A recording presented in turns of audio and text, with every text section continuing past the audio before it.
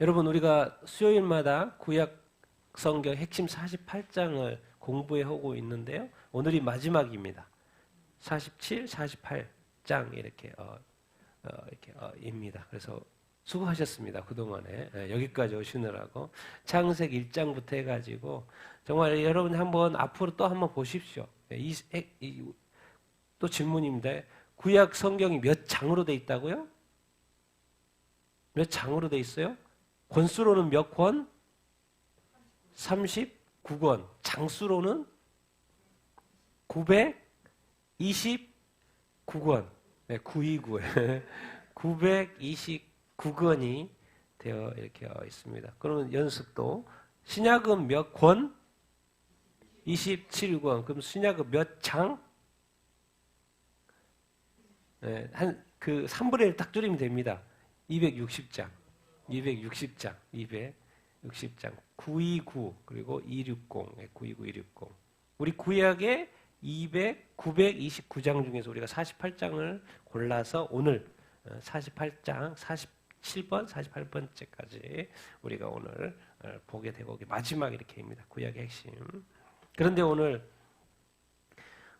마지막 이 소선지서가 요나하고 스가랴예요. 요나는 뭡니까? 그 소선지서 중에서 선지서 중에서 제일 빨리 쓰여진 책 중에 하나입니다. 요나서. 제일 빨리 책 중에 이렇게 하나고, 스가랴서는 또 뭔 책이에요? 맨 뒤에 쓰여진 책 중에 이렇게 하나고, 우리가 소선지서도 호요람, 오변미, 나학습, 학스말 그러잖아요. 그래서 12권이라고 그렇게 그러잖아요. 그런데 그게 시간 순으로 되어 있지 않다라는 거, 그것을 우리가 이해하면 되겠고, 그리고 요나서는 어떤 맨 앞에 부분에 쓰여져 이렇게 있는 북왕국, 요나 같은 경우는 또 북이스라엘에 대해 관련해서 되어 이렇게 있고, 스가랴는 또 포로 귀환 다음에 성전 재건하는 것과 학계 스가랴, 학스말, 학계와 스가랴 맨 뒤에 이거는 성전 재건을 한 14년 동안 중단됐어요. 포로 귀환 돼가지고 2년째 성전을 이렇게 건축하기 시작을 했는데, 사마리아 총독 여기저기서 방해가 있어가지고 14년 동안이나 중단됐습니다. 그래서 14년 동안이나 중단되고 있는 성전을 하나님께서 학계와 스가랴를 보내가지고 다시 재건하도록 시작을 이렇게 시키는 그래서 학계, 스가랴. 그런데 스가랴는 또 소선지서가 12권 중에서 제일 긴 장입니다. 14장까지 이렇게 있습니다. 학스말, 마지막에 스가랴, 말라기는 또 신약하고 연결시키는 작용을 해요. 그러면 또 스가랴는 어떻게 보면 또 맨 마지막에 장인 것 같아요. 장처럼 느껴집니다. 그렇기 때문에 아주 중요한 내용이 많아요. 왜? 그 다음에 뭘 예언할 수밖에 없어요? 예수님이 오시는 것에 대해서 예언할 수밖에 없어요. 왜? 마지막 부분이기 때문에. 그리고 에스겔과 다니엘하고도 연관이 많이 있고. 그래서 오늘 이런 이야기들을 좀 이렇게 하도록 하겠습니다. 자, 우리가 왜 제사장 나라 이런 말을 자꾸 이렇게 쓸까요? 설명이 정확히 나와 있죠. 같이 한번 읽어보겠습니다. 시작. 세계가 다 내게 속하였나니 너희가 내 말을 잘 듣고 내 언약을 지키면 너희는 모든 민족 중에서 내 소유가 되겠고 너희가 내게 대하여 제사장 나라가 되며 거룩한 백성이 되리라. 너는 이 말을 이스라엘 자손에게 전할지니라. 아멘. 출애굽기 19장에 보면 제사장 나라라는 단어를 쓰고 있고, 우리가 한국도 지금 이 시대에 제사장 나라는 많이 이렇게 쓰잖아요. 그게 의미가 무슨 의미냐는 것이죠. 이스라엘 백성한테 제사장 나라를 딱 언급하는 데 있어서 스타트가 어떻게 가냐면, 뭐가 다 하나님께 속했다고요? 세계에는 모든 민족이 살아요? 모든 민족이 살아요. 세계는 원래 하나님한테 속했고 모든 민족이 이 하나님 앞에 속해 이렇게 있는 것이죠. 근데 특별히 이스라엘 민족을 하나님의 소유로 삼겠다고 해가지고 이렇게 출애굽을 시켜서 아브라함을 통해서 큰 민족을 이렇게 만들었죠. 그래놓고는 나중에 그렇게 만들지만 하나님이 말하는 거예요. 출애굽에 너희를 무슨 나라로 삼겠다? 제사장 나라로 삼겠다. 제사장이라는 그 직책은 무엇하는 역할입니까? 백성하고 하나님하고 뭐 하는 거예요? 중간에서 연결자 역할을 하는 것이죠. 그러면 제사장이면 되는데 제사장 나라라는 단어를 쓰는 것은 뭐예요? 민족들, 나라를 하나님과 나라와 나라를 연결시키는 그 작용을 하겠다. 그 작용을 하는 그 이스라엘 나라를 제사장 나라. 그렇기 때문에 하나님의 백성이 소유가 되는 하나님의 백성은 무슨 백성이 돼야 돼요? 이스라엘 백성은 거룩한 백성이 돼야 됩니다. 그래서 거룩한 백성으로 살아가도록 하나님께서 이스라엘 백성에게 뭘 주신 거예요? 율법을 주신 거예요. 그래서 율법을 지켜 행함으로 말미암아 거룩함을 계속 유지하도록, 자기 생각대로 거룩을 막 계속 상대적인 거룩을 하면 안 되기 때문에 하나님은 절대적인 거룩입니다. 그렇기 때문에 그 절대적인 거룩을 지킬 수 있는 그 한민족 이스라엘 백성 구원해 가지고 율법, 거룩한 율법을 이제 거룩한 백성에게 준 거죠. 왜? 제사장 나라로 삼으려고. 그럼 왜 제사장 나라? 그 뭐죠? 뭐 하려고? 예. 이스라엘이 지금 선민의식에 빠져서 이게 문제인 것이지. 하나님은 아브라함을 통해서 이제 최초죠. 이스라엘 민족의 처음 부르시는 그 장면에 정확히 설명을 하고 있습니다. 우리가 너무나도 잘 알고 이렇게 있는 아브라함을 부른 장면이죠. 그래도 같이 한번 읽어보겠습니다. 시작. 여호와께서 아브라함에게 이르시되 내가 내게 보여줄 땅으로 가라. 내가 너로 큰 민족을 이루고 내게 복을 주어 내 이름을 창대하게 하리니 너는 축복하는 자에게는 내가 복을 내리고 너를 저주하는 자에게는 내가 저주하리니 땅의 모든 족속이 너로 말미암아 복을 얻을 것이라. 하나님은 이스라엘 민족을 시작을 하면서 머릿속에 무슨 민족이 다 들어있었어요? 땅의 모든 족속에. 모든 족속을 위하여 지금 하나님이 아브라함을 통해서 큰 민족을 만들려고 하시는 거죠. 그래서 결국 하나님은 너로 말미암아, 아브라함으로 말미암아, 이스라엘 민족으로 말미암아 땅의 모든 족속을 뭐 하려고요? 복 주려고. 그게 뭔 말입니까? 거룩한 백성 만들려고. 그래서 이스라엘 백성을 이스라엘을 제사장 나라로 만들기를 원하는 거. 그 말이 뭔 말입니까? 우리나라가 지금 자꾸 제사장 나라라고 하는 말이 무슨 말입니까? 우리나라를 통하여, 왜? 우리가 예수님 믿으니까. 예수님의 복음을 다른 민족들에게 뭐 하라고? 전파한다라는 그런 이야기입니다. 그래서 그 하나님을 믿지 않는 민족이 우리 한국 사람을 통하여서 복음이 전달돼 가지고 그들도 거룩한 백성, 하나님의 백성이 되는 그 제사장 나라. 그런데 어느 순간 이스라엘 백성들이 뭐예요? 선민의식에 빠져가지고 복음을 전해요, 안 전해요? 전하지 않죠.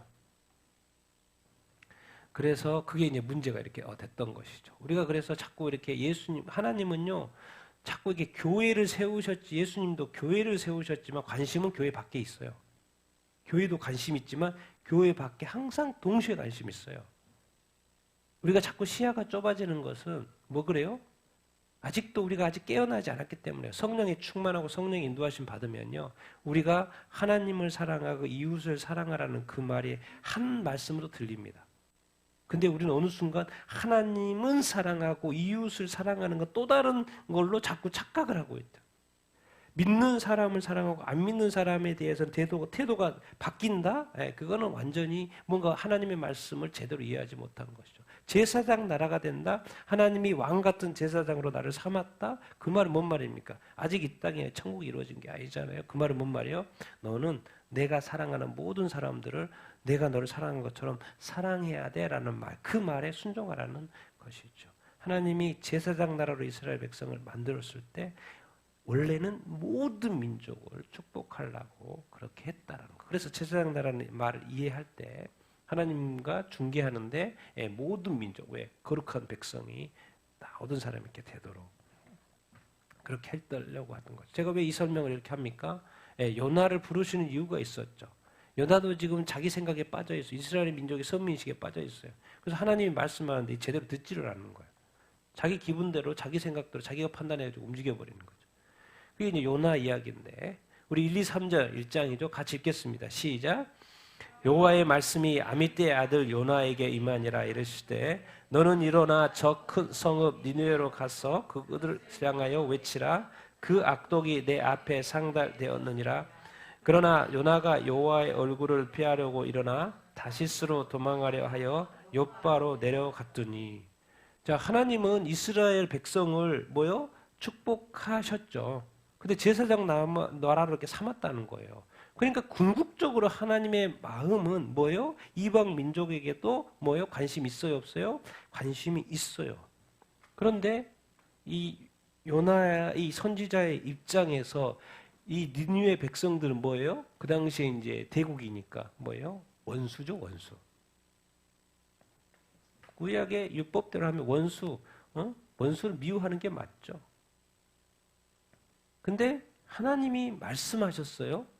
원수를 미워하라는 말씀도 이렇게 주셨는데 지금 또 하나님이 새로 말씀하셔요.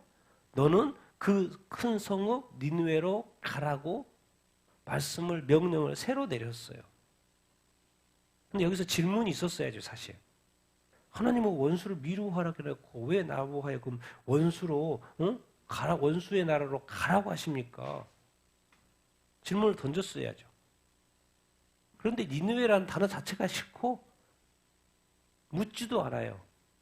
하나님 말씀하세요. 그 성에 그 악독이 내 앞에 상달되었단 말이 뭔 말이에요? 소돔과 고모라가 왜 멸망했습니까? 그 악독이 어디에 상달된 거예요? 하나님께 상달된 거예요. 이게 악이 창궐하여서 있을 때가 있고 그것이 너무 이빨이 차가지고 뭐예요? 하나님께 상달될 때가 있어요. 하나님께 상달됐다는 말은 뭐예요? 하나님의 심판이 시작된단 말이에요. 그래서 이제 니느웨가 상달이 돼버렸어요. 악이 조금 있다가 너무 많아져가지고 그 악이 하나님께 상달이 됐어요. 그 말은 뭔 말이에요? 이제 하나님의 심판이 시작된다는 말인 거예요. 그러니까 그거를 그 백성한테 가서 알려주라고 말하는 거죠. 니느웨가 또 생각하게, 요나가 또 생각하게, 망하면 좋지 뭐. 우리 원수가 없으면 좋지 뭐. 그렇게 생각했을 거 아니에요? 그러니까 이것만은 이게 할 수가 없다. 그래서 하나님의 얼굴을 피해서 다시스로 이렇게 가요. 왜 이게 이렇게 돼 있을까요? 다시스는 어디입니까? 그 당시에 스페인. 구약의 이방 민족에 대해서 복음을 전하라고 하는 그 요나서에 이상하게 도시가 다시스가 언급이 되어 있어요. 다시스는 뭐예요? 이스라엘 백성 입장에서 저쪽 끝이에요. 근데 스페인이잖아요. 근데 사도 바울도 땅 끝을 신약에 와서도 어떻게 표현을 해요? 서바나로 해야죠. 같이 한번 읽어보겠습니다. 시작. 이제는 이 지방에서 일할 곳이 없고 또 여러 해 전부터 언제든지 서바나로 갈 때에 너에게 가기를 바라고 있었으니 이는 지나가는 길에 너희를 보고 먼저 너희와 사귐으로 얼마간 기쁨을 가진 후에 너희가 그리로 보내주기를 바람이라. 로마서죠. 로마서예요. 로마서 15장 말씀입니다. 표시가 없는데 로마서 15장 말씀에 내가 이 지방에는 지금 일할 곳이 없다. 이제 다 복음 다 전했다는 거죠. 여기저기에 복음을 전해서 이제는 언제든지 어디로 갈 생각을 하고 있다? 서바나. 바울에게도 그 끝이 어딘 거예요? 서바나. 그 당시 이스라엘에게 있어서도 다시스는 끝이죠.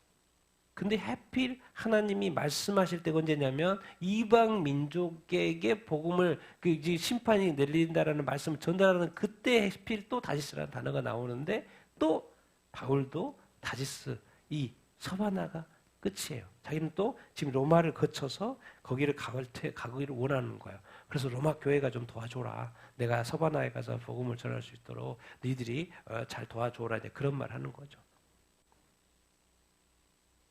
끝. 이방 민족에게 가야 되는데 그게 하나님의 뜻이라는 거죠. 그런데 지금 이 요나 선지자는 그쪽으로 갈 생각이 있어요, 없어요? 네, 갈 생각이 이렇게 없죠. 그래서 이제 요나서 같이 읽겠습니다. 시작. 여호와께서 큰 바람을 바다 위에 내리심에 바다 가운데 큰 폭풍이 일어나 배가 거의 깨지게 된지라. 사공들이 두려워하여 각각 자기의 신을 부르고 제비를 뽑으니 제비가 요나에게 뽑힌지라. 그가 대답하되 나를 들어 바다에 던지라. 요나를 들어 바다에 던짐에 바다에 띄우는 것이 그치니라. 그렇죠? 네. 하나님이 뭐예요? 뭐 하려고 그러는 거예요, 지금? 그쪽으로 못 가게 하려고 하는 거죠. 네. 배를 타가지고 그쪽으로 가고 있으니까 그쪽으로 못 가게 하려는 거죠. 너는 그쪽으로 가면 안 된다는 것이죠. 그러니까 큰 폭풍을 이렇게 보내셔가지고 배가 흔들흔들. 그래서 이제 그 배 탄 사람들이 이제 자기 신들한테 기도를 하는데 멈추지를 않으니까 한 사람이 딱 있었죠. 요나가 밑에 자고 있는 거. 그래서 데리고 와가지고 기도해라고 그랬더니 또 제비를 뽑았더니 이게 원인이 어딨냐? 예. 그 많은 사람 중에 제비를 뽑았는데 어떻게 요나가 뽑혀요? 하나님을 피할 수 있다 없다? 하나님을 피할 수 있다 없다? 피할 수 없습니다. 이 땅에요. 하나님이 계획이 있고 하나님의 뜻이 있으면 절대로 피할 수 없습니다. 자기가 싫다 그래도 안 뽑힐 수. 하나님이 지금 다시 방향을 잘못 가니까 다시 틀어주는 거죠. 제비가 그렇게 뽑혔어요. 그래서 나를 어떻게 해라? 바다에 던지라. 만약에 지금 뭔 말입니까 지금? 내가 하나님의 말씀을 이렇게 순종하여서 니느웨로 바로 갔으면 죽지 않죠. 근데 지금 뭐예요? 이 배가 이 풍랑이 멈추려면 이 사람들이 죽지 않으려면 이제 내가 죽을 상황이 된 거예요. 그러니까 하나님께 불순종하면 뭐예요? 죽는다니까요. 죽어요, 죽어. 그래서 나를 던져야 됩니다. 그래야지 당신들이 삽니다. 나 하나 죽는 게 낫지. 계속 이렇게 나가 계속 살아 있으면 안 돼요. 내 배에 계속 있으면 안 돼요. 나를 던져야 됩니다. 나를 던지십시오. 근데 얼마나 그 사람들이 뭐 그렇게 하겠습니까? 어떻게 그래도 그렇지 사람이 죽이면 안 되지. 어떻게 바다에 던져? 그런 이야기가 없었겠습니까? 그런데 폭풍이 멈추지 않는 거예요. 배가 막 뒤집어지려고 그러는 거예요. 던졌죠. 그러니까 그들은 다 살았던 거죠. 그러니까 하나님에게 누군가가 불순종하면 뭐예요? 다른 사람에게 피해를 입힐 수 있습니다. 피해를 입힐 수 있어요. 피해를 입힐 수 있어요. 우리가 그런 것들을 살아가면서 기억을 해야 됩니다. 그런데 놀라운 것은 하나님은 둘 다 살려요. 다 살려요. 배도 살리고 하나님도 요나도 살리죠. 같이 읽겠습니다. 시작. 여호와께서 이미 큰 물고기를 예비하사 요나를 삼키게 하셨으므로 요나가 밤낮 3일을 물고기 뱃속에 있느니라. 이제 폭풍이 멈추는 것도 하나님이 어떻게 계속 치다가 요나만 던졌더니 바로 멈춰버려요. 그것도 신기하고. 요나가 지금 바다에 이렇게 빠졌어요? 그러면 이제 죽을 수밖에 없는 거죠. 그랬는데 또 어떻게 사람을 먹어도 괜찮은 큰 물고기를 또 하나님은 어떻게 예배한 게 하나님은 진짜 불가능이 없으신 분 같아요. 불가능이 없어요. 불가능이 없어요. 하나님이 일하시고 이 능력에는 불가능이 없어요. 여호와께서 큰 물고기를 예비하셔가지고 요나를 먹게 해가지고 밤낮 3일을 물고기 뱃속에 있게. 이거 도대체 왜 이런 기적적인 일을 베푸신 거예요? 뭘 설명하려고? 뭘 설명하려고요? 예수님 설명하려고. 예수님 설명. 그게 이제 예수님이 인용한 거죠. 요나의 표적. 같이 읽겠습니다. 시작. 그때 서기관과 바리새인 중 몇 사람이 말하되 선생님이여 표적 보여주기를 원하나이다. 예수께서 대답하여 이르시되 악하고 음란한 세대가 표적을 구하나 선지자 요나의 표적밖에는 구할 것이 없느니라. 요나가 밤낮 사흘 동안 큰 물고기 뱃속에 있었던 것 같이 인자도 밤낮 사흘 동안 땅속에 있으리라. 심판 때 니느웨 사람들이 일어나 이 세대 사람을 정죄하리니 이는 그들이 요나의 전도를 듣고 회개하였음이거니와 요나보다 더 큰 이가 여기 있느니라. 왜 하나님은 요나를 좀 이렇게 다른 배를 보내가지고 여기 요나를 구하든지 뭐 이런 식으로 상식적으로 하지 않고 그냥 배 그 어마어마한 넓은 바다에 그냥 뛰어내려가지고 죽을 수밖에 없는 그거를 어떻게 큰 물고기를 통해서 잡아먹게 해가지고 또 그 안에서 또 살아? 어떻게 또 살았는지도 모르겠고 도대체 왜 그런 어떤 초자연적인 기적적인 일들을 일으키냐고요. 결국에는 이 요나의 표적이 이 어마어마한 요나의 표적이 요나가 밤낮 사흘 동안 물고기 뱃속에 있었던 것처럼 예수님이 인자가 예수님 자신이 말하는 거죠. 밤낮 사흘 동안 어디에 있을 거라는 거요? 네. 물고기 뱃속에 있는 건 죽은 거나 마찬가지죠. 그런 것처럼 어디에? 땅속에. 뭐 땅속이면 우리가 더 쉽게 이해하면 뭐예요? 지옥에. 그래서 이제 사도 신경에는 원래 descend into 지옥으로 갔다, ascend into hell 지옥으로 갔다고 되어 있습니다. 우리가 지금 자꾸 그것을 예수님이 지옥 간다는 게 좀 말이 안 된다고 생각해서 그런지 그렇게 번역을 안 했는데 정확히 되어 있습니다. 예수님은 죽으셔서 땅 속에 무덤에 요나의 이 기적의 사건을 통하여서 예수님이 죽으실 거라. 결국 뭔 말입니까? 이거는 땅 속에서 묻히려면 예수님이 뭐 해야 돼요? 죽는다는 이야기죠. 이것이 워낙 중요한 일이기 때문에 예수님이 이 땅에 오신 그 일은 너무나도 중요하기 때문에 아주 구체적으로 설명을 하죠. 땅 속에 죽었고 무덤에 묻혔는데 정확히 며칠 있을 거다? 3일 있을 거다. 3일. 뭐 이렇게 풀로 24시간, 24시간, 24시간 풀로 뭐 72시간 있었다는 이야기가 아니고 3일, 3일. 여러분 이렇게 하나님은 정교하신 분입니다. 요나에게 일어날 수 없는 기적을 일으켜서 큰 물고기 입에서 살리시고 그것을 자기 자신의 아들 예수 그리스도를 이 땅에 보내셔서 예수님이 죽어서 3일 동안 있다가 부활할 거 그거 설명하려고 뭐예요? 물고기를 부른 거고 준비한 거고 예수님 설명하려고. 근데 그것이 아이러니라 하도 뭐예요? 요나가 뭐 했을 때 이런 일이 일어난 거예요? 불순종했을 때. 참 이 하나님의 이 스케일은 어떻게 상상이 안 가요? 상상이 안 가요. 그러니까 악한 것도 잘못된 것도 선으로 바꾸실 수가 있고 선용하실 수 있는 그 하나님이십니다. 하나님은 안 되는 것도 뭐예요? 기적을 일으켜가지고 그 물고기가 거기 옆에 있었어도 어떻게 하나님 불렀으니까 왔을 거 아니에요. 근데 이것을 뭘 설명하려고 하는 거예요? 요나가 니느웨에 가서 복음을 전했을 때 어떻게 됐습니까? 회개했어요? 안 했어요? 회개했어요. 이 선교사님이 어디 가서 복음을 해서 이렇게 전달을 했는데 그들이 회개하는 거예요. 하나님이 이 땅을 심판합니다. 왕부터 다 회개해 버리는 거예요. 그건 사실 이런 일이 쉽지는 않고 쉽지 않죠. 왕부터 전체가 다 회개하는 거 쉽지 않죠. 근데 이상하게 한 민족이 전체가 회개하는 그 도시가 전체가 회개하는 그것이 이 땅에 샘플로 나옵니다.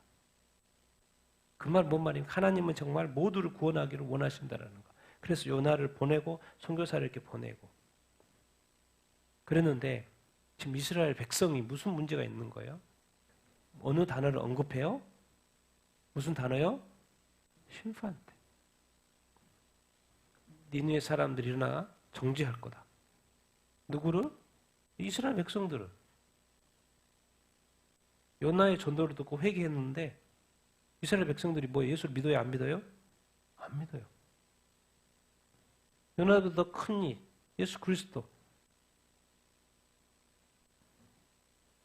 그러니까 믿어야 될 건 안 믿고 믿고 싶은 대로 믿고 그러니까 이게 이 빨리빨리 우리가 머리를 좀 고정하는 이 고정관념에서 빨리빨리 깨어나야 됩니다. 사람들 참 변하지 않고요. 끝까지 자기식대로 믿어요. 자기식대로 믿어요. 그 선민 의식?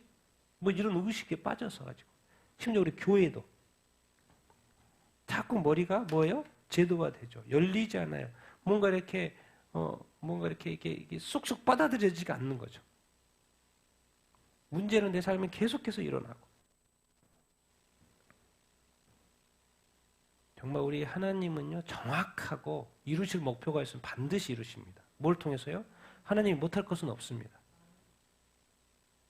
그래서 오늘 이제 요나서 2장인데요. 같이 한번 읽어보겠습니다. 시작. 요나가 물속에서 그의 하나님 여호와께 기도하여 이르되 내가 받는 고난으로 말미암아 내가 수월의 뱃속에서 부르짖었더니 주께서 내 음성을 들었나이다. 물이 깊음이 바다풀이 내 머리를 감쌌나이다. 주께서 내 생명을 구덩이에 건지셨나이다. 내 영혼이 내 속에 피곤할 때에 내가 여호와를 생각하였더니 내 기도가 주께 이르러 싸우며 주의 성전에 미쳤나이다. 나는 감사하는 목소리로 주께 제사를 드리며 나의 소원을 주께 갚겠나이다. 구원은 여호와께 속하였나이다. 여호와께서 그 물고기에게 말씀하심에 요나를 육지에 투하였느니라. 아멘. 자, 물고기 뱃속에서 이제 요나가 뭐 하는 거예요? 니느웨 백성이 가라 그랬더니 반대로 가다가 죽을 뻔했는데 물고기 뱃속에서 지금 갇혀 있는 상황. 그럼 이제 오도 가도 못 하잖아요. 그러니까 그때 뭐 하는 거예요? 기도해야죠. 낙심하고 좌절을 쏘고 있는 게 아니고 기도하는 거예요. 내가 받는 이 고난들, 지금 뭐 바다에서 빠져 죽을 뻔했잖아요. 그리고 뭐예요? 그러니까 이제 이 내용을 읽어보면 물이 깊음이 바다풀이 내 머리를 감쌌다 하는 거 보니까 바다로 던졌을 때 뭐죠? 이 요나가 좀 물에 깊이 빠져 들어갔다는 걸 알 수 있죠. 그래서 풀 같은 것에 지금 막 머리가 감겨 있고 이런 상태에 물고기가 와서 딱 구했다는 것을 알 수 있죠. 그럼 뭔 말입니까 지금? 완전히 지옥을 경험한 거죠. 완전히 지옥을 경험한 거예요. 완전히 물속에 빠져가지고 죽을 줄도 알았지만은 그리고 완전히 이게 막 풀이고 뭐고 막 너무 깊은 곳에 쑥 빠져들어가서 그런데 갑자기 물고기가 나빠가지고 그런데 그것도 살았는데 또 물고기 뱃속에 뭘 경험한 거예요 지금? 뭘 경험한? 속으로 지옥이죠 지옥. 지옥을 지금 경험하고 있어요. 그런데 살아있단 말이에요. 그때 뭐 해야 한다는 거예요? 기도해야 된다. 내 생명이 살았네. 내가 아직 살아있네. 내 의식이 있네. 그때는 뭐 해야 된다? 기도해야 된다. 내 기도가 주께 이르렀고 주의 성전에 미쳤나이다. 내가 지금 구원받았네. 구원은 오직 누구한테 속했다? 하나님께 속했다. 내가 죽을 수 있는데 지금 내가 살아있단 말이요. 내가 지금 구출되어져 있단 말이요. 내 목숨이 붙어져 있단 말이요. 이 구원이 누구한테 속했다? 여호와께 속했다. 그러니까 감사가 나와요, 안 나와요? 감사가 나와요. 우리가 진정한 그리스도인이 아니냐 아닐 때는 어떤 환경이 어려움이 상황이 그것이 문제가 아닙니다. 그 상황 속에서 우리가 기도하냐라는 것이고 우리 지옥과 같은 경험을 할 수 있습니다. 엄청난 고난을 받을 수 있습니다. 그러나 알고 보면 여전히 우리가 살아있잖아요. 생명이 붙어 있잖아요. 그때 누구를 찾아야 된다? 하나님을 찾아야 됩니다.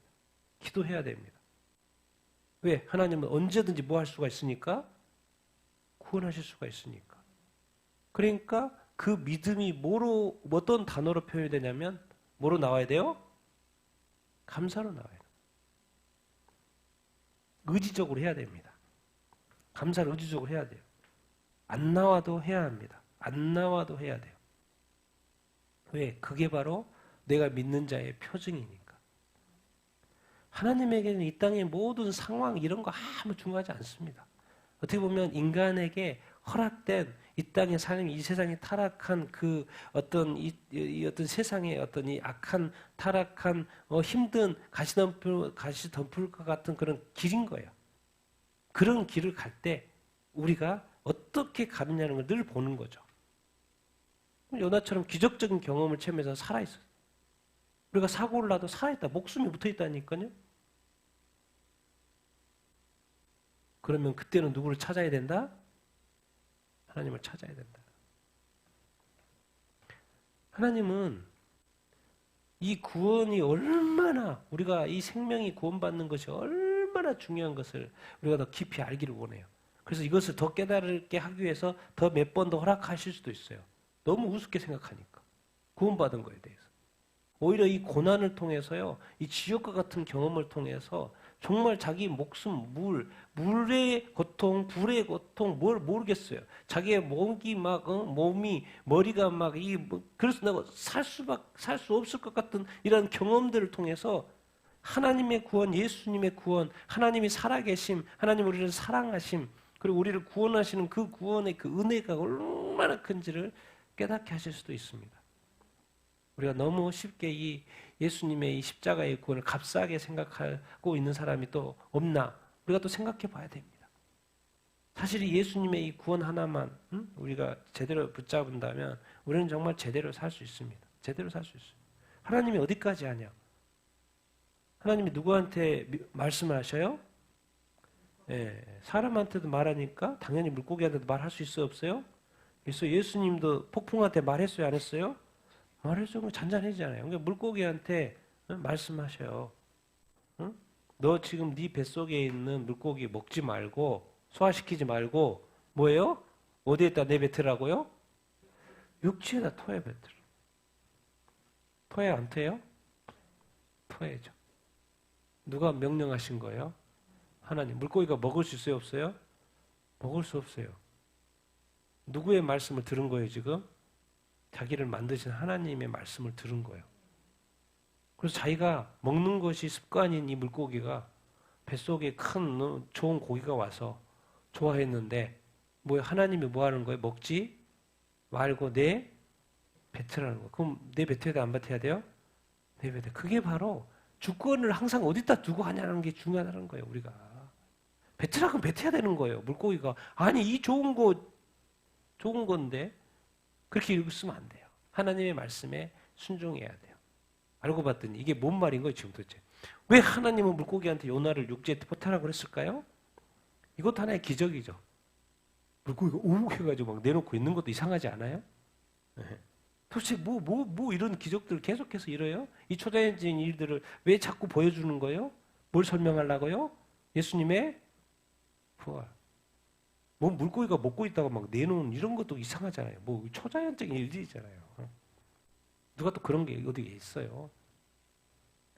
자꾸 이런 어떤 구한 것도 큰 물고기를 준비한 것도 그렇고 그 물고기 안에 있었던 것도 그렇고 그 물고기가 또 뱉어내는 것도 그렇고 그것도 하나님이 말씀하셔가지고 이게 뭐예요? 다 누구하고 연결시켜 있는 거예요?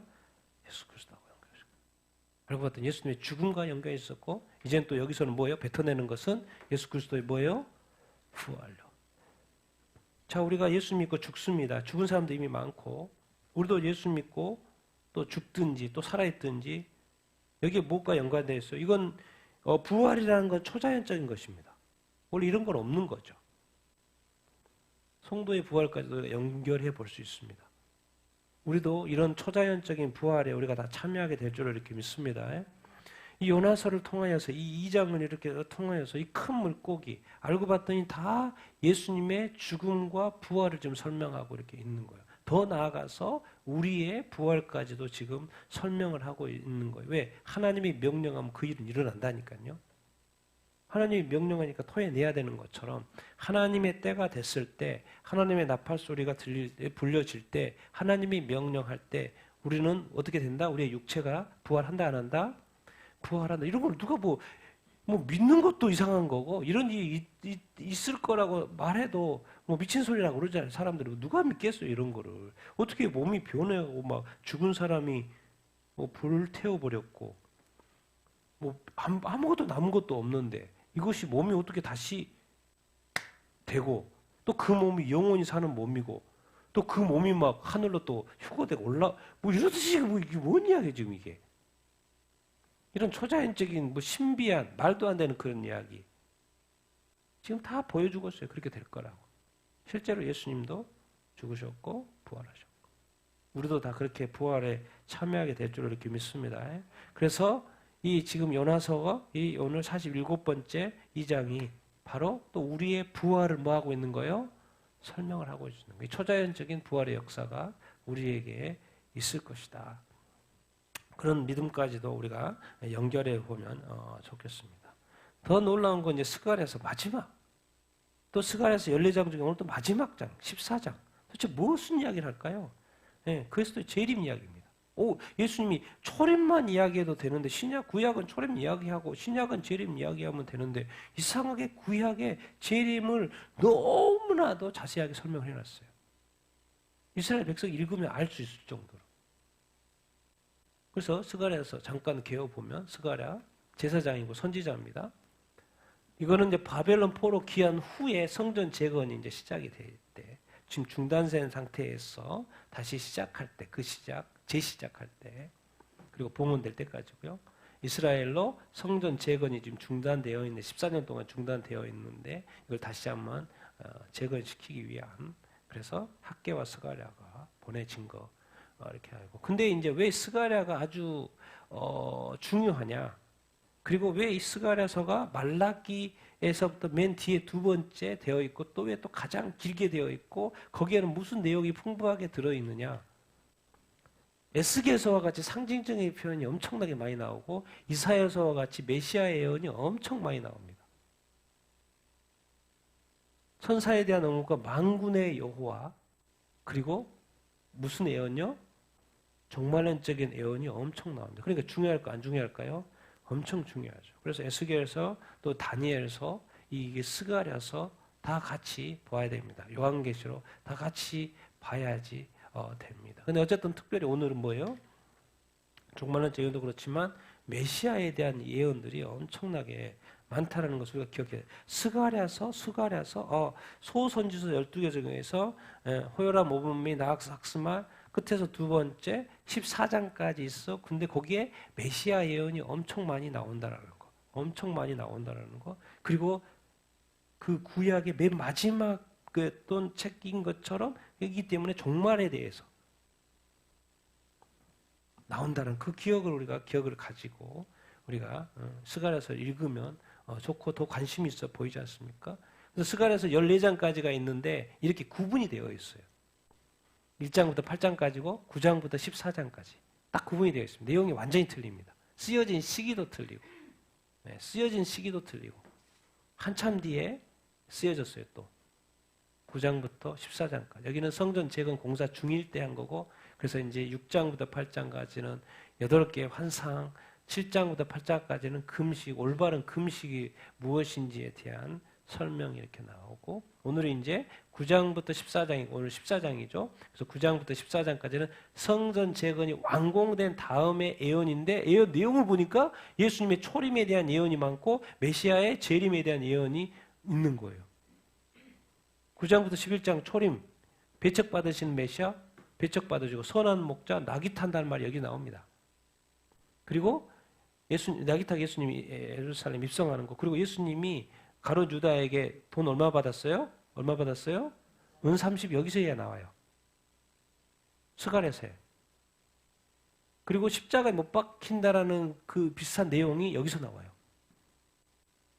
그런데 이게 초림으로만 끝나지 않아요? 12장부터 또 중요해요. 14장부터는 메시아가 뭐 할 것이다? 재림할 것이다. 적그리스도의 통치가 이야기되어 있어요. 유대인의 3분의 2가 죽는다는 이야기가 여기서 나와요.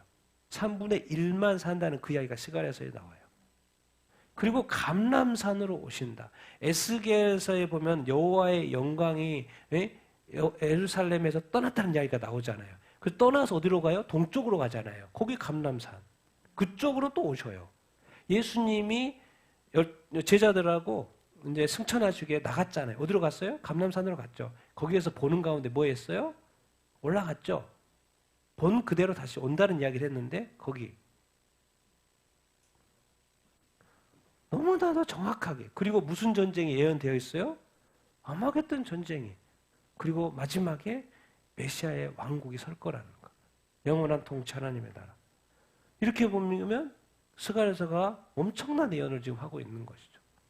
중요하고 구체적인 거. 요한계시록만 다 있는 줄 알았더니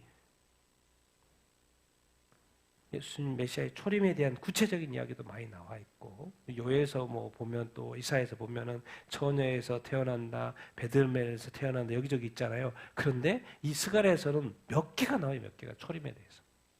그리고 앞으로 되어질 일까지, 적그리스도 마지막 때 일까지도. 그러니까 되게 중요하죠. 그래서 우리가 좀 자세히 보면 좋지만 보면 이렇게 또 여러분이 관심 있게 좀 읽어보시고 우리가 오늘은 또 14장 위주로 그렇게 한번 보도록 이렇게 하겠습니다. 그러니까 이제 마지막 때에 대한 이야기겠죠. 14장이니까. 자, 14장입니다. 우리 같이 한번 1절부터 4절까지 읽어보겠습니다. 시작. 여호와의 날이 이르리라. 그날에 내 재물이 약탈되어 내 가운데에서 나누이리라. 내가 이방 나라들을 모아 예루살렘과 싸우게 하리니 성읍이 함락되며 가옥이 약탈되며 부녀가 욕을 당하며 성읍 백성이 절반이나 사로잡혀 가려니와 남은 백성은 성읍에서 끊어지지 아니하리라. 그때 여호와께서 나가사 그 나라 이방 나라들을 치시되 이왕의 전쟁 날과 싸운 것 같이 하시리라. 그날에 그의 발이 예루살렘 앞 곧 동쪽 감람산에 서실 것이요 감람산은 그 한가운데서 동서로 갈라져 매우 큰 골짜기가 되어지고 우리가 이제 스가랴서가 14장까지 있습니다. 14장 맨 마지막입니다. 그러니까 뭐예요? 또 이제 심판. 여호와의 날은 뭐겠습니까? 맨 마지막에는 여호와의 날, 여호와의 크고 두려운 날. 뭐 맨 마지막 그 뭐 성경에 스가랴서 다음에 말라기도 여호와의 크고 두려운 날. 이 여호와의 날, 심판의 날이죠. 여호와의 심판의 날이 이를 거다. 심판의 날이 맨 마지막에 심판의 날이 이른다는 것은 믿는 자에게는 구원의 날이고 믿지 않는 자에게는 무슨 날이에요? 심판의 날인 거죠. 두 가지 의미가 있는 거죠. 여호와의 날. 자, 그날이 이를 텐데 그날에 내 재물이 약탈되어 내 가운데서 나누리라. 내가 이제 이스라엘의 이방 나라들을 모아 예루살렘과 싸우게 하리니 성읍이 함락되고 지옥 뭐 다 이렇게 해가지고 거기에 또 남은 백성 성읍에서 남은 백성은 또 끊어지지 않을 것이다. 이런 이야기. 지금 이스라엘 백성은 귀한 공동체입니다. 귀한 공동체예요. 그래서 바벨론 포로 생활해가지고 막 이렇게 돌아와가지고 이제 뭐요? 다시 성전 재건하고 있고. 그런데 또 망했어요? 안 망했어요? 또 망했죠. AD 70년에 또 완전히 망해버렸어요. 또 그 성전도 지었는데 다 없어져 버렸어요. 그리고 2000년도 그 2000년 동안 디아스포라로 살다가 1948년에 다시 뭐예요? 모인 거죠. 그래서 지금 뭐예요? 난리죠. 평안하지가 않죠. 거의 전쟁 중에 있죠. 우리가 그런 것들을 생각하면서 또 하나님 말씀하시고 지금 스가랴한테 지금 귀한 공동체한테 말하는 거예요. 아직 한참 뒤의 일이죠. 이때가 이제 500년 동안 예수님이 오기 전에 500년 전이니까 여호와의 날이 이를 것이다. 내가 이방 나라들을 모아서 예루살렘과 싸우게 할 것이다. 그런데 그 성읍이 함락이 될 것이다. 좋지 않은 이야기죠.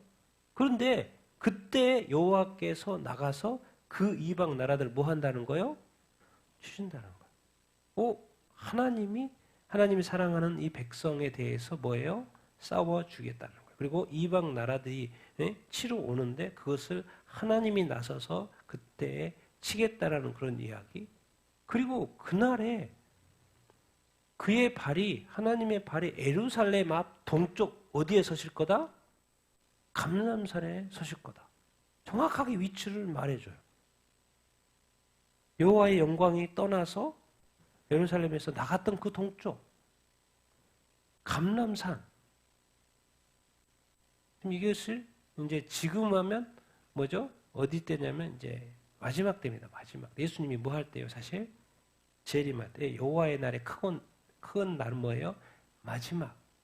하나님의 주님이 재림하신 그날. 두렵고 떨리는 그날. 그러니까 알고 보니까 뭐예요? 미래의 예언을 하고 있는 거죠. 미리 말하면 우리가 그냥 쉽게 말하면 요한계시록 19장에 있는 것처럼 아마겟돈 전쟁이라고 생각을 보통은 해석을 합니다. 왜? 이방 나라들이 예루살렘과 싸우려고 하니까.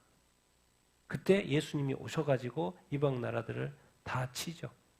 그리고 예수님은 재림하셔가지고 그 발이 감람산에 서는 거. 재림 때 이야기입니다. 예수님. 지금 이거를 지금 어디서 이야기하고 있어요? 여호와의 크고 두려운 날 심판의 날을 스가랴서가 이야기를 하고 있어요. 자, 또 6절부터 11절 같이 읽겠습니다. 시작. 그날에는 빛이 없겠고 광명한 것들이 떠날 것이라 여호와께서 아시는 한 날이 있으리니 낮도 아니요 밤도 아니라 어두워 갈 때에 빛이 있으리라. 그날에 생수가 예루살렘에 나와서 여호와께서 천하의 왕이 되시리니 그날에는 여호와께서 홀로 한 분이실 것이요 그의 이름이 홀로 하나이실 것이라. 온 땅이 아라바 같이 되되 예루살렘이 높이 들려 그 본초에 있으리니 사람이 그 가운데 살며 다시는 저주가 있지 아니하리니 예루살렘이 평안히 서리라. 아멘.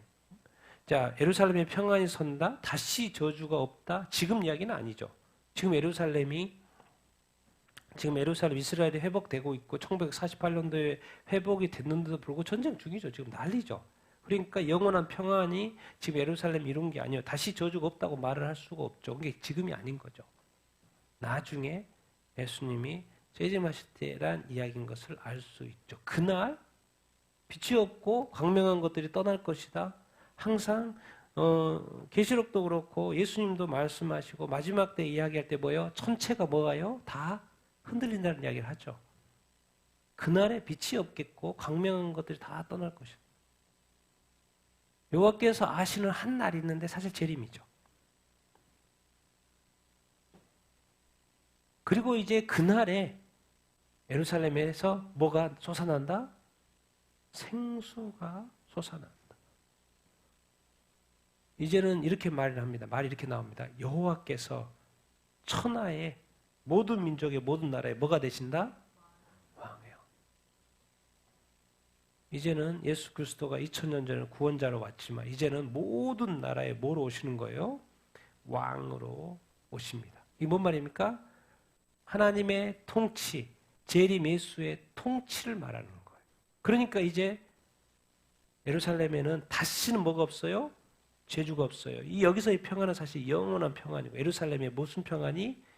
영원한 평안이 있어야 돼요. 지금도 아니고 귀한 공동체 AD 70년에 망한 것도 아니고 또 디아스포라에서 다시 재건돼 1948년도에 재건돼 지금 세워져 있는 이스라엘도 아니고 왜? 저주가 싸움이 엄청 있으니까. 근데 여기서는 저주가 없고 이제 예루살렘이 평안히 서는 그날 예수님이 재림하시는 날 예수님이 왕으로 오시는 날 여기서 이제 하나님이라고 표현을 하고 있기 때문에 홀로 한 분이실 것이요 그의 이름이 홀로 하나일 것이다.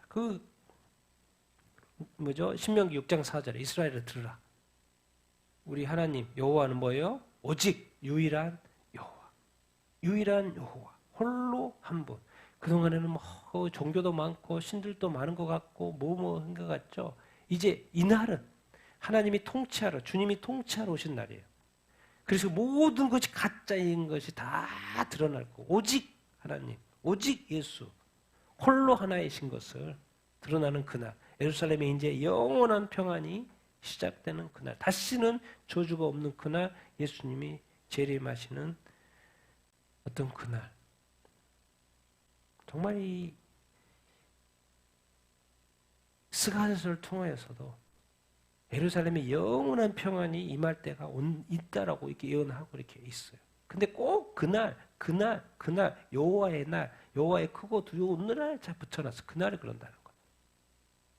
지금이 아니고 주님이 재림하실 때. 그러면 주님이 오시면 좋아할 사람도 있지만 안 좋아할 사람이 또 있는 것이죠. 12절, 15절은 열방에 대한 심판, 징계 이야기입니다. 같이 읽겠습니다. 시작.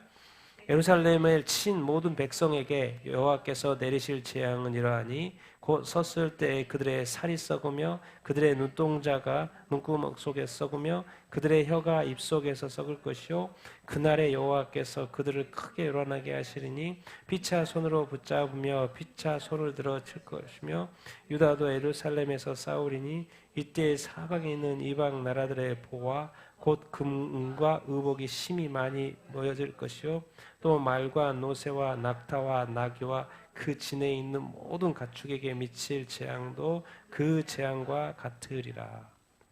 주님의 날에 열방은 심판받고 징계받는다는 그런 이야기입니다. 누군가는 좋지만 열방에는 불신자들에게는 예루살렘을 치고 오는 그 수많은 나라 백성들이 이렇게 모여 있잖아요. 거기에는 재앙이죠. 좀 더 구체적으로 설명하겠습니다.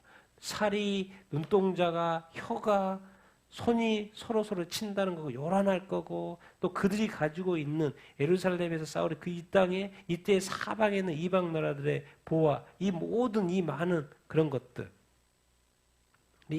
많이 모여질 거요? 모여질 것이고 또 사람만 이렇게 재앙을 받는 것이 아니고 뭐 또 다 재앙을 받는다? 말, 노새, 낙타, 나귀 그 진에 있는 모든 가축에게 미칠 재앙도.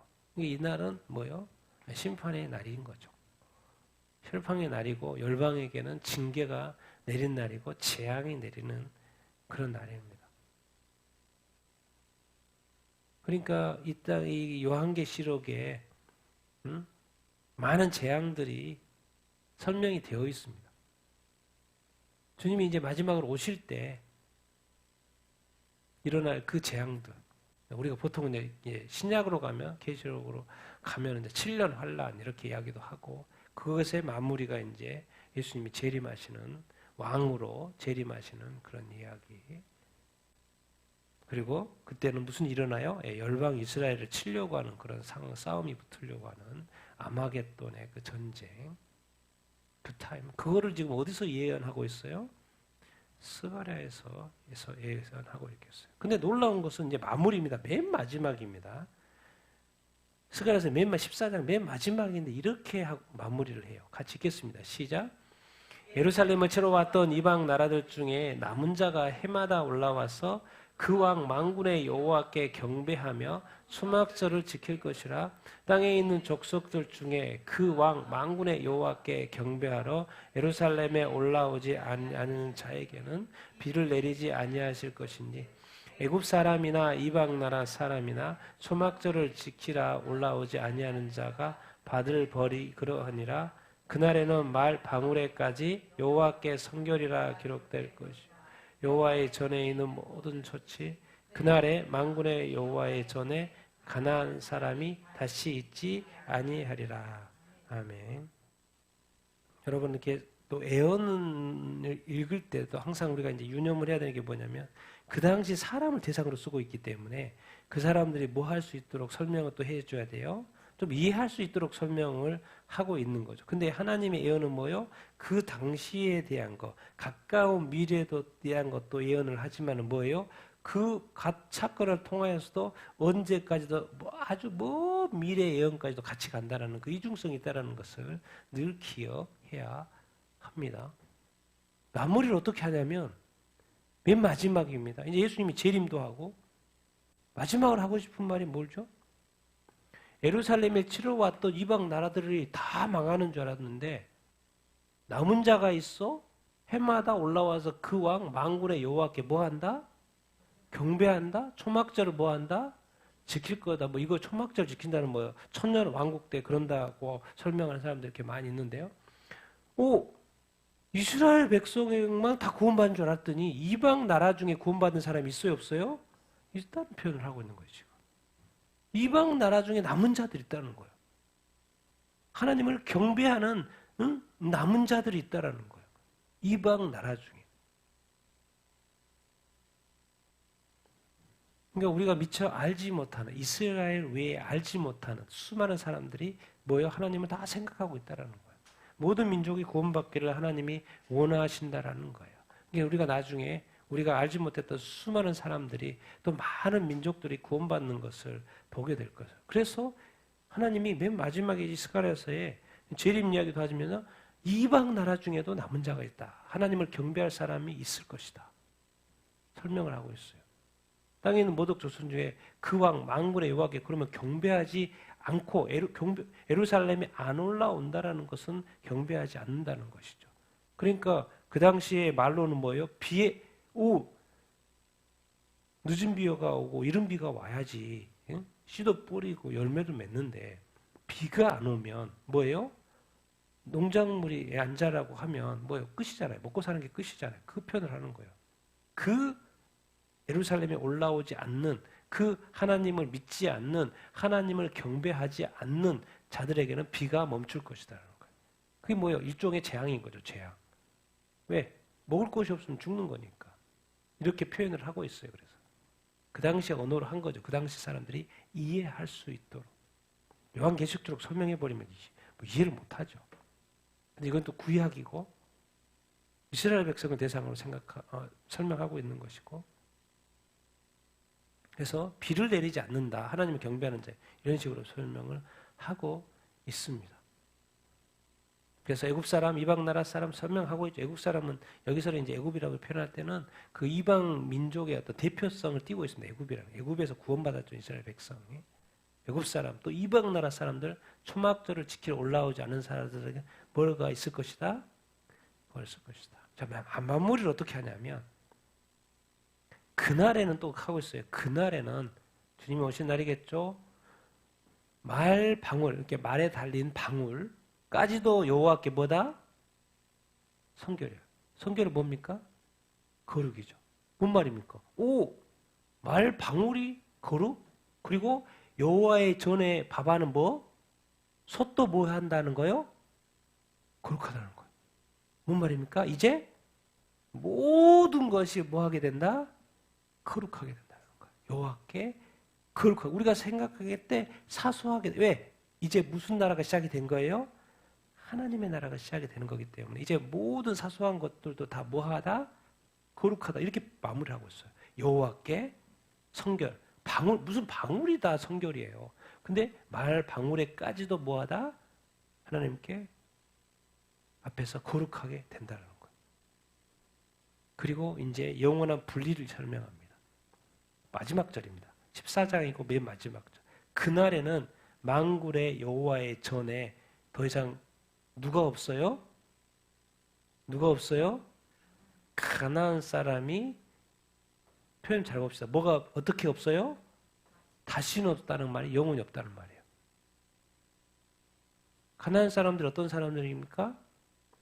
이스라엘 백성이 있을 때 가나안 사람들이 뭐예요? 우상 숭배하는. 우리가 좀 더 신약적으로 이야기 요한계시록을 설명하면 이판입니다.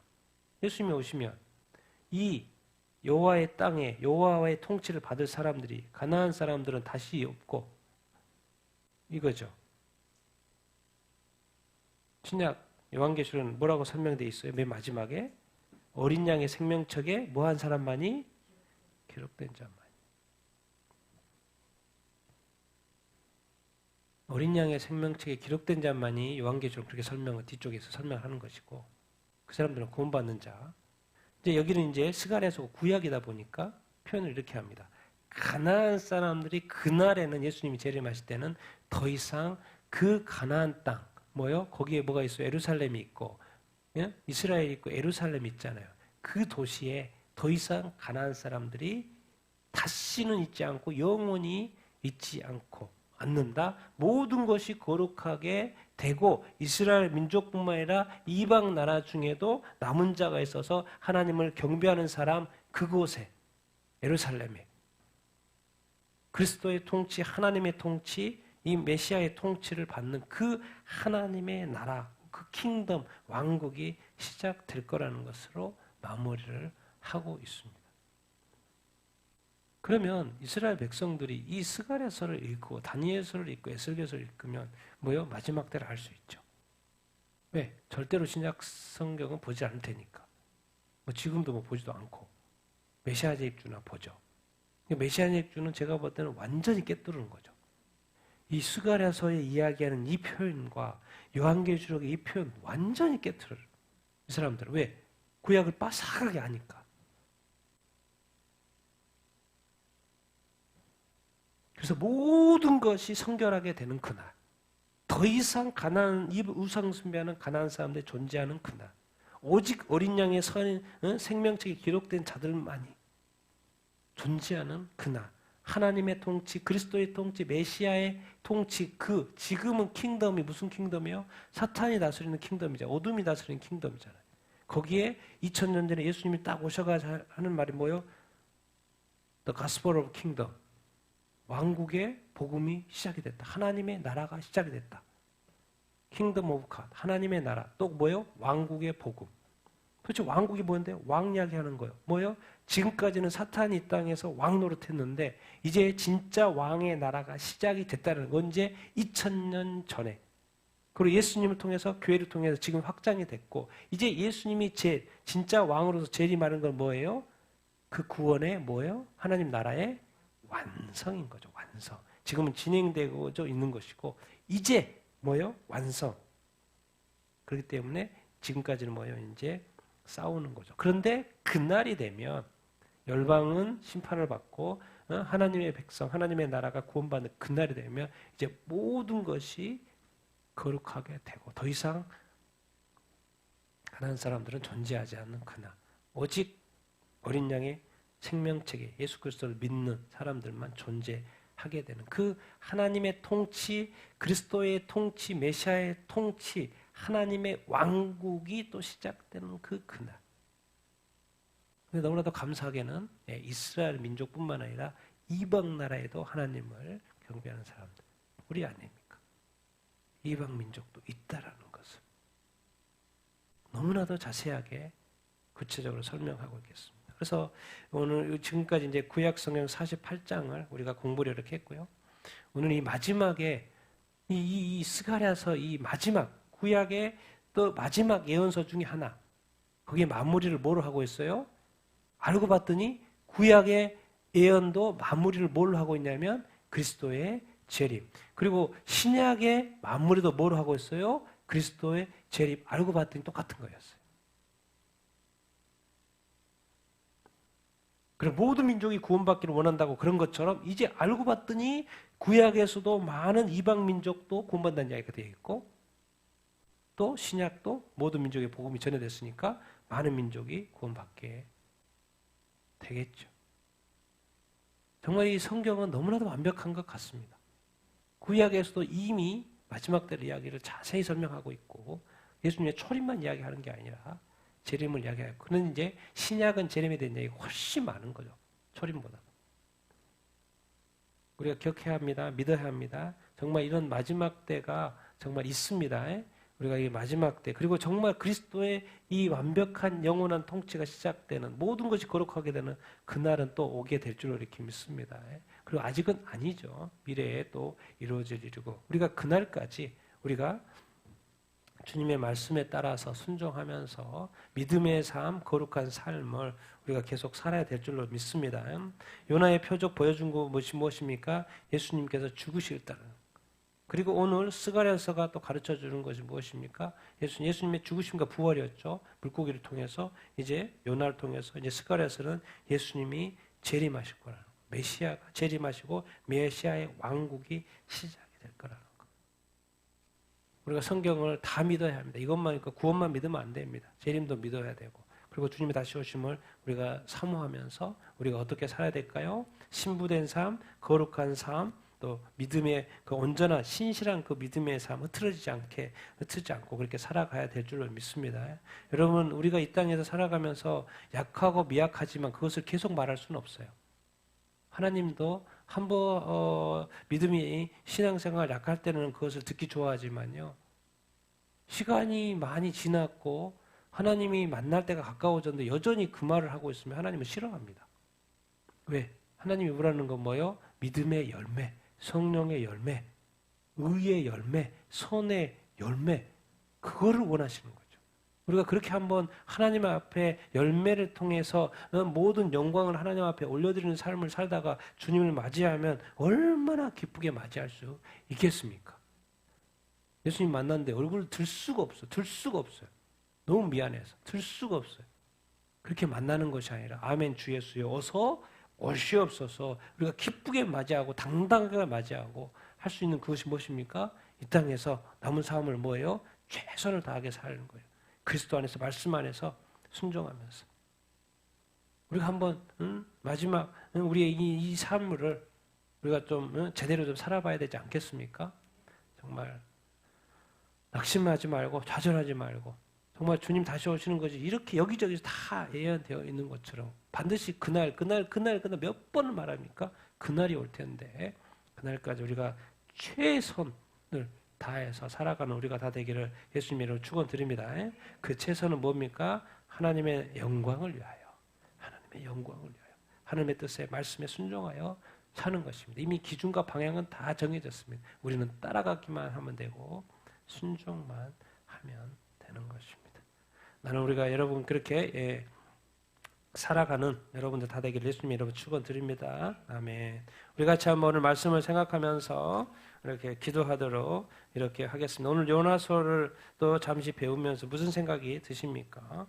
그리고 또 이렇게 스가랴서 말씀을 통해서 또 무슨 생각이 이렇게 드십니까? 모든 것이 완벽하게 거룩하게 되는 그날이 있을 것입니다.